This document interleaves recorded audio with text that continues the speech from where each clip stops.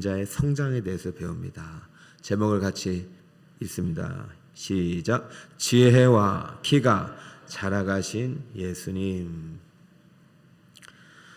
한 주간 의사라고 알려진 누가와 함께 십자가의 길을 그가 기록해 놓은 복음서와 함께 읽으면서 걸어가고 있습니다. 십자가의 길은 생명의 길입니다. 영생의 길입니다. 구원의 길입니다. 은혜의 길입니다. 십자가 안에 많은 것이 있어요. 그러므로 우리가 절대 십자가를 잃어버리면 안 됩니다. 여러분들이 항상 십자가를 가슴에 품고 걸어갈 때 이길 수 있는 것이고 승리하는 것입니다. 여러분, 십자가는 보이는 나무가 아니에요. 십자가는 복음이에요. 복음으로 우리에게 주신 것입니다. 근데 4명의 저자가 있어요. 복음서를 기록한 4명의 저자는 관점이 달라요. 특별히 의사는 인간의 관점으로 복음을 기술했어요. 그래서 누가복음을 다른 말로 인자의 복음이라고 합니다. 인자의 복음이라는 것은 하나님께서 인간이 되셨다는 그 의미에 대해서 집중적으로 질문하고 그 안에서 우리에게 진리를 선물하고 있는 것입니다. 여러분, 왜 하나님이 인간이 되셨습니까? 하나님이 인간이 되신 것은 우리의 눈으로, 우리의 믿음, 우리의 생각으로는 받아들일 수 없는 지식이죠. 이 지식은 오직 은혜로, 믿음으로 받는 것입니다. 우리 한국인은 참 우수하대요. 우리나라 중고등학생들이요, 올림피아드 수학, 과학 경시대에 나가면은 다 세계에서 1, 2등이에요. 게임이 안 돼요. 근데요, 대학만 졸업하면은 이게 게임이 또 안 돼요. 왜 그런 줄 아세요? 질문을 안 해요, 질문. 가르쳐 주는 것은 다 암기하는데 그 안에 있는 의미를 찾는 일에는 약한 거예요. 그러니까 논리로 깨지는 거예요. 논리로 쳐요. 그러다가도 우리 가끔 이제 탁월한 천재들이 한두 명 태어나가지고 세종대왕이라든가, 그렇죠? 뭐 이런 분들이 태어나가지고 우리나라를 여기까지 강국이 되게 한 것입니다. 여러분, 왜 하나님이 인간이 되셨습니까? 너무나도 잘 아는 지식이에요. 말씀이 육신이 되셨다. 신학교 가면은 이 성육신만 가지고도요, 논문이 수천 개가 나와요. 그만큼 이 진리는 너무 깊고 너무 커서 우리가 함부로 받을 수도 없고, 이 지식은요, 그냥 모른다고 옆에 놓을 수도 없는 거예요. 하나님이 인간이 되셨습니다. 왜 인간이 되셨을까? 누가는 계속 질문하면서 예수님을 따라간 거죠. 바울을 따라갔지만 바울이 따라간 예수님을 따라간 거죠. 여러분, 이 새벽에 예수님 따라오신 줄 믿습니다. 신앙생활은 예수님과 동행하는 믿음의 큰 일을 보는 거예요. 믿음이 큰 믿음이 되는 것입니다. 저는 16절까지 오신 여러분들, 여러분의 믿음이 더 하나님 보시기에 큰 믿음의 주인공이 되시길 바랍니다. 믿음이 표적을 낳는 것입니다. 또 표적이 또 믿음을 낳는 것이에요. 누가는 이 질문에 이렇게 답을 한 거예요. 52절. 예수는 인간이죠. 예수라는 이름은 인간의 이름이에요. 지혜와 키가 자라가며 하나님과 사람에게 더욱 사랑스러워 가시더라. 할렐루야. 누가 사랑스러워 가셨냐면 예수님이에요. 여러분, 하나님이 사랑받으려고 인간이 되셨겠습니까? 아니죠. 하나님이 사랑받으려고 인간이 되셔서 하나님과 사람에게 사랑을 받고 계십니까? 절대 아니죠. 왜 인간이 되셨어요? 하나님이 인간을, 우리를 사랑하시기 때문이죠. 더 사랑하려고 그러신 거죠. 여러분, 자식이 병원에 아파서 누워 있어요. 사랑한다 하더라. 사랑한다 하고 찾아보지 않으면 그게 무슨 사랑입니까? 목회하면서 많은 에피소드가 있지만 참 자식이 누워 있는데요, 결혼까지 했는데도 물론 아내도 헌신적으로 남편을 돌보셨어요. 그 어머니가 자식을 위해서 병원에서 그냥 계속 주무시는 거예요. 그러면서 같이 망가져요. 자식이 병들어서 깨어날 수가 없어. 근데 그 곁을 어머니가 떠나지가 않아. 어머니가, 건강한 어머니가 병자가 되셨더라고요. 다 망가지시더라고요. 왜 그랬겠어요? 사랑하니까. 더 사랑하려고. 그렇게 해놓고도 자식이 먼저 하나님 나라 보냈는데 그거 사랑 다 못했다고. 참 이해할 수가 없어요, 어머니들은. 그런데 어떻게 하나님의 사랑을 이해하겠냐고요. 이 문장을 너무 우리 어린이들을 설교할 때만 여러분 하셨는데, 자녀들 가르칠 때만 하셨는데, 이 말씀을 우리 말씀으로 오늘 받아치길 바랍니다. 예수는 지혜와 키가 자라가며 하나님과 사람에게 더욱 사랑스러워 가시더라. 하나님이 사랑받으려고 오신 게 아니에요. 하나님과 사람에게 예수님이 사랑받으면 하나님도 예수님 사랑하고 사람도 예수님 사랑하고 있는데, 예수님이 하나님인데 아니 굳이 하나님은 하나님 사랑하려고 인간이 되신 게 아니잖아요. 그럼 누구 때문이에요? 나 때문이에요. 따라해볼까요? 나 때문에 낮아지시고 천해지시고 인간이 되신 것입니다. 이 사실이 믿어질 때 바뀌는 거예요. 달라지는 거예요. 예전에 그 황수관 박사님 아시잖아요. 자식이 죽었어요. 이 황수관 박사가 홍역 때문에 죽은 거예요. 근데 그 어머니가 그 아들을 보낼 수가 없는 거예요. 아버지는 현실적이잖아요. 지게 지고 산으로 갑니다. 이제 그만 산으로 갑니다. 어머니는 못 놔요. 조금만 기다리라고. 그리고 그 얼굴에 고름부터 해가지고 마지막으로 내가 이 아들 참 입으로 그 고름을요 다 닦아줬어요. 그리고 품에 안고 마지막 기도를 드리는 거예요. 주여, 이 아들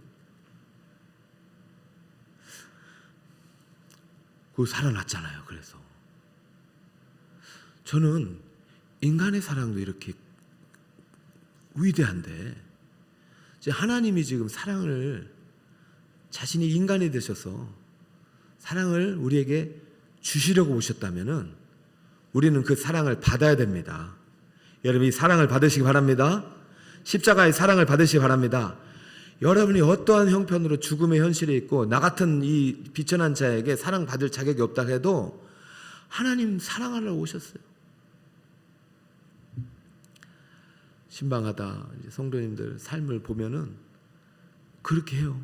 참 하나님 나를 버리신 것 같고 내 기도는 안 들어주시는 것 같고 나는 사랑받지 못하는 것 같아요. 목사님 나는 기도해도 안 되는 것 같아요. 그러면은 저도 같이 막 마음이 힘들어요. 기도해도 안 되는 분이 계신가? 이런 분들한테 뭐라고 얘기해야 되나? 제가 할 수 있는 것은 한째 함께 성도님 손잡고 십자가의 길을 걸어가보자 이거밖에 없잖아요.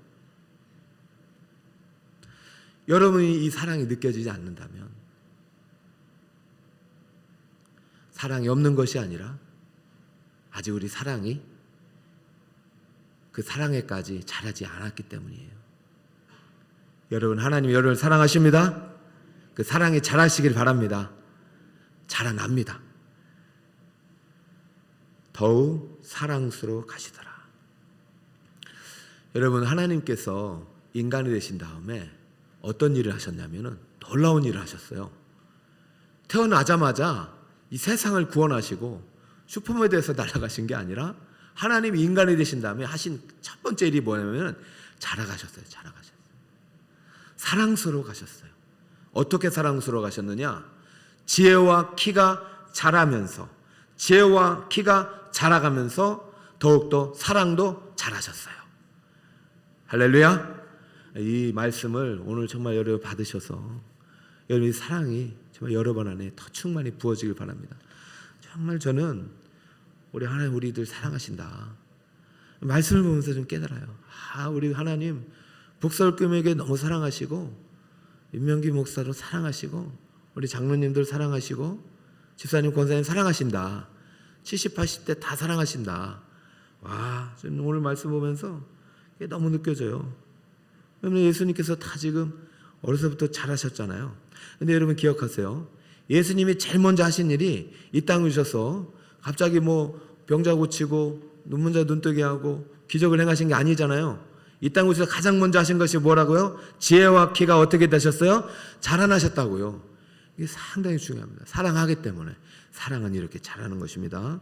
근데 잘 보세요. 지혜와 키를 영어로 들려드릴게요. The wisdom and the stature예요. 근데 여기 보면 더가 하나 있죠. 그죠? 여러분 헬라어에서 태가 더예요. 우리 위에 거는 몰라도 돼요. 여러분 헬라어를 직역하니까 더라는 정관사가 있는데 성경 어느 번역에도 이 더를 제대로 표현할 수가 없는 거예요. 자, 이게 무슨 말이냐? 더 지혜와 더 키라고 하는 것이 아니라 그 안에 하나의 본체 안에 지혜와 키가 같이 있는 것입니다. 자, 이거 다시 말씀드리면 키라는 것은 육체를 대표하는 제휴적인 표현이고요. 그다음에 지혜라는 것은 우리의 영혼을 대표하는 제휴적인 표현이요. 지혜는 우리의 영혼의 기능이에요. 키는 뭐예요? 육체의 모습이에요. 예수님은요, 영혼과 육체를 가지신 인간이셨어요. 예수님은요, 영혼과 육체를 입으신 거예요. 취하신 거예요. 하나님이 영혼과 육체가 되신 거예요. 자, 그렇다면 질문을 꼭 여러분 이렇게 이제 이번 두 번째로 드립니다. 여러분 구원받을 때 영혼 구원받는다 그러잖아요. 틀리지 않습니다. 그러면 영혼을 구원받을 때 육체도 함께 구원을 받는 것입니다. 자, 우리 영혼 육을 좀 분리하는 경우가 있어요. 아유, 이 죄악단 세상 썩을 이 몸 이렇게 해서 여러분의 몸을 좀 이렇게 물론 하등하게 여기는 건 맞아요. 우리 육체는 결국 썩어서 흙으로 가는 거 맞지만 정확하게 말씀드리면 하나님은 육체가 되셨어요. 성육신 기억하세요. 근데 성육신이라는 것은 영혼육이에요. 영혼과 육체를 분리하면 된다 안 된다? 안 된다. 이게 중요합니다. 죽음이란 것은 영혼과 육체가 분리되는 거잖아요. 구원은 무엇이에요? 영혼이 구원받는 것이고 육체도 구원받는 것이에요. 영혼의 구원은 예수 믿을 때 일어납니다. 육체의 구원은 언제 완전히 일어납니까? 주님의 부활에 완전히 일어나는 것입니다. 그러므로 여러분, 우리의 육체도 하나님의 사랑의 대상이라는 사실을 믿으시기 바랍니다. 여러분 이 시간 한 주간 이제 십자가의 길을 걸어가면서 여러분 육의 일에 대해서 여러분 절대로 이 육의 일이 하나님의 영광의 일이 되기를 바랍니다.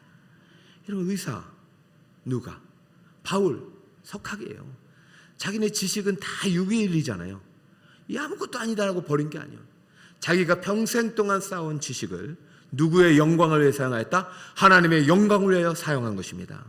여러분 육신이 태어나서부터 30대까지 거의 자라잖아요. 20대물까지. 예수님께서 지혜와 키가 자라간 것은 정말로 하나님께서 우리 육체를 또 사랑하신 것이고 지혜가 자라간 것은 우리의 영혼도 사랑한 것이지 여러분이 영적인 일, 여러분이 정말로 내면적인 것만 하나님께서 관심 있는 것이 아니라 여러분의 범사에도 하나님이 관심을 가지고 사랑하시고 여러분이 모든 범사와 모든 영혼육 전인격이 하나님께 영광이 되기를 원하시기를 바랍니다. 여러분 예수님께서 하신 일을 한번 볼까요? 영혼과 육체의 구원이 동시에 일어났습니다. 마태복음 4장 23절 예수께서 함께 읽읍시다. 시작. 예수께서 온 갈릴리에 두루 다니사 그들의 회당에서 가르치시며 천국 복음을 전파하시며 백성 중에 모든 병과 모든 약한 것을 고치시니 할렐루야. 예수님께서 지금 구원의 일을 행하고 계시죠. 성장한 일을 위해 하신 일이 바로 구원하신 일입니다. 사랑이 먼저입니다. 사랑하시기 때문에 인간이 되신 것이고 사랑하시기 때문에 자라나신 것이고 사랑하시기 때문에 고치신 것입니다. 구원하신 것입니다. 성육신은 사랑이에요. 십자가는 사랑이에요. 할렐루야. 이 십자가에 눈 뜨시기 바랍니다. 이게 앞으로 몇 차까지 막 계속 되잖아요. 여러분 자라갔으면 좋겠어요. 저도. 근데 이게 내가 잘하려고 하는 것이 아니라 그냥 사랑에 눈 뜨면 자라요. 이 사랑이 믿어지면 자라죠. 부모님의 사랑이 믿어지면 잘 되는 것입니다. 내가 자식 낳아본 일이 깨달아지니 잘 되는 것입니다. 내 모든 시험 무거운 짐을 주 예수 앞에 아뢰이면 주께서 친히 내 짐을 지어 주시는 그 사랑을 깨닫는 순간 잘하는 것입니다. 여러분, 모든 병과 모든 약한 것을 고치러 오신 예수님 만나시기 바랍니다. 이 시간 병든 분이 계십니까? 마음이 약해지신 분이 계십니까? 주님의 십자가 앞으로 나아가시기 바랍니다. 무명의 한 여인에게 찾아오신 그 예수님을 여러분 마음속에 다시 영접하시기 바랍니다. 이미 우리는 예수님을 영접했어요. 여러분 마음의 문을 여셔야죠. 24절 그의 소문이 온 수리아에 퍼진지라 사람들이 모든 앓는 자, 각종 병에 걸려서 고통당하는 자, 귀신 들린 자, 간질하는 자, 중풍병자를 데려오니 그들을 고치시더라. 그들을 고치시더라. 그들을 고치시더라. 여러분 육체가 고침받기를 원합니다. 여러분의 일상이 고침받기를 원합니다. 여러분의 직장이 형통하기를 바랍니다. 할렐루야. 여러분 하는 일이 영혼이 잘됨같이 범사가 잘되고 여러분의 육신이 강건한 것이 하나님의 뜻이고 하나님의 사랑이에요. 그 다음 우리 육체는 언제 구원을 받느냐? 분명히 로마서는 기록하고 있죠. 8장 23절 그뿐 아니라 또한 우리의 곧 성령의 처음 익은 열매를 받은 우리 영혼의 구원받은 우리를 말하죠. 속으로 탄식하며 양자될 것 곧 우리 몸의 속량을 기다리니라. 할렐루야. 몸의 속량을 기다리느니라. 우리의 몸의 속량은 재림의 날에 부활의 몸을 입을 때 완성되는 것입니다. 그러므로 구원은요 천국에서 이루어지는 것입니다.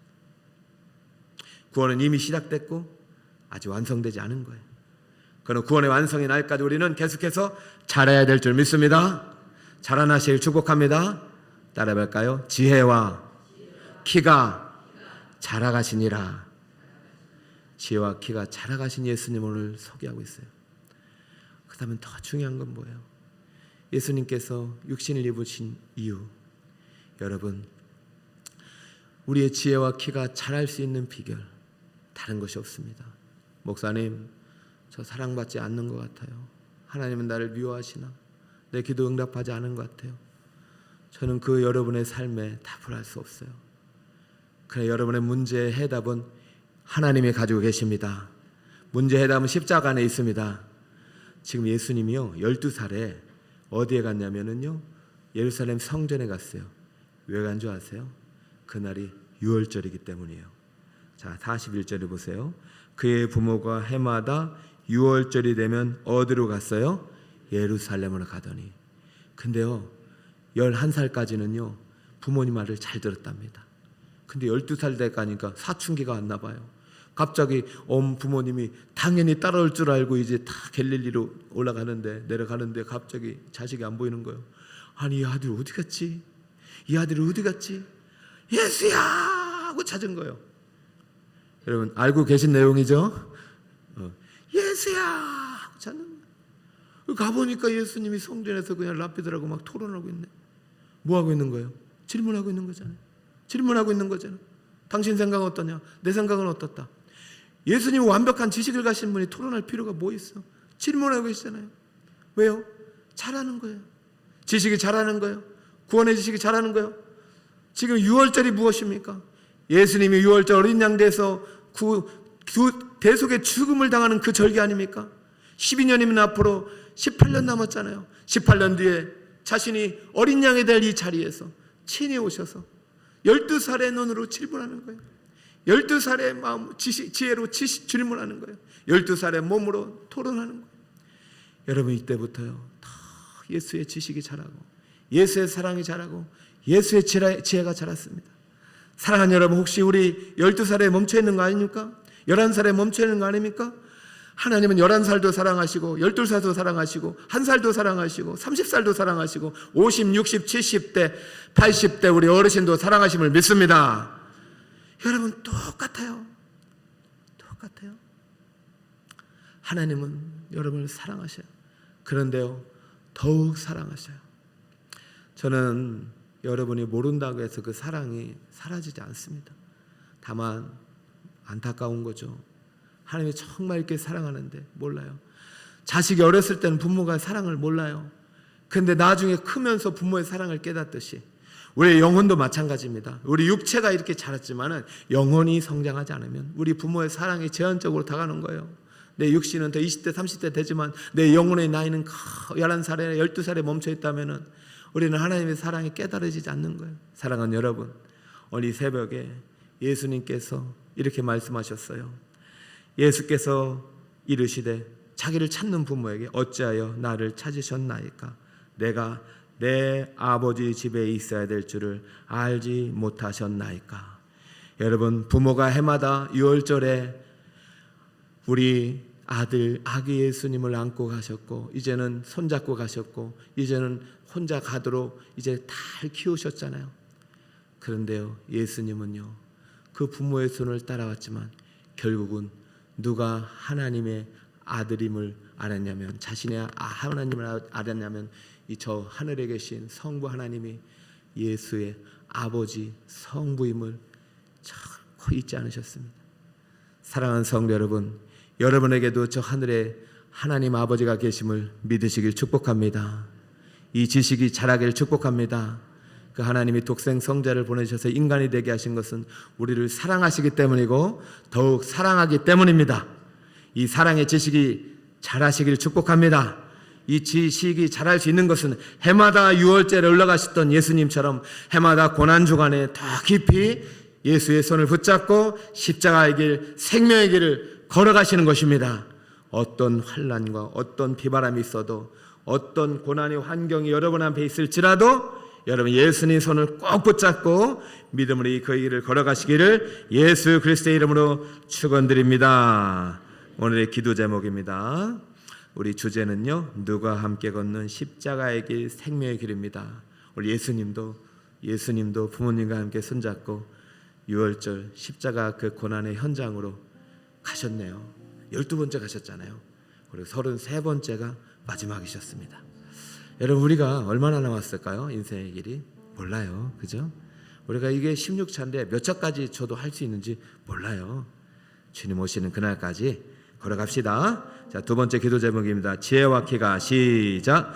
지혜와 키가 자라가신 예수님을 따라 구원의 지식이 날마다 자라게 하옵소서. 할렐루야.